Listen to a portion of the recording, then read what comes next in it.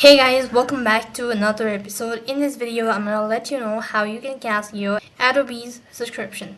So in order to cancel your Adobe's subscription, you just have to follow these steps. So in order to do this procedure, you have to first of all log in into your account. So go to your web browser and open up the link and log in into your account.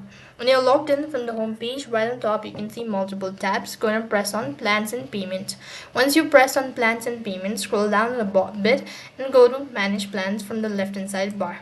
Once you do that, you'll be able to find an option as cancel plan located right at the bottom. You just have to go ahead and press that. When you do that, you'll be asked to give a reason for canceling your plan or a subscription. Go ahead and give that, and if you're sure about it, then confirm by tapping on it, and with that you'll have successfully canceled your Adobe's subscription. That is all for this video. I hope the video was helpful. Make sure to like, share and subscribe to our channel. Thank you for watching. See you in the next video.